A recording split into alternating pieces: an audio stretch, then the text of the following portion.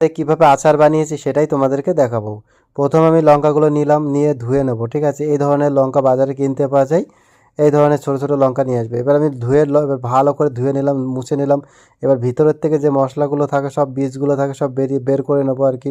বের করে নিয়ে এবার আমি কী করবো, একটা সাইডে রেখে দেবো। রেখে দেওয়ার পরে দেখো এইভাবে রেখে দিচ্ছি, রেখে দেবো। এবার এবার হচ্ছে ধনিয়া দিলাম, জিরা দিলাম, তারপর হচ্ছে বড়িসব দিলাম, তারপর মেথি দিলাম, তারপর কালো জিরা দিলাম, তারপর শস্য দিয়ে ভালো করে এটাকে হালকা গরম করে নেবো, ঠিক আছে। তারপরে এই যে মিক্সারে মশলা বানিয়ে নেবো একটা।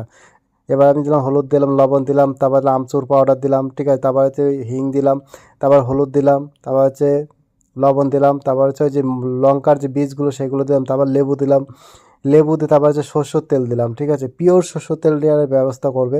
এবারে যে মশলাটা এবার কী করবো, এর ভিতরে হাত দিয়ে ভালো করে ওর মধ্যে ভরবো, ঠিক আছে। দেখো আমি কীভাবে ভরছি, তোমরা ঠিক এইভাবে ভরবে, ঠিক আছে।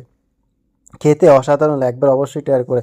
আর এই ভিডিওটা কে কোথা থেকে দেখছে কমেন্ট করতে কিন্তু ভুলো না বন্ধুরা। এবার আমি কি করব, তেল দিয়ে চুবাবো আর বয়ানের মধ্যে রাখবো, তেল দিয়ে চুবাবো আর কাঁচের বয়ানে রাখবো। ভিডিওটা ভালো লাগলে লাইক করবে।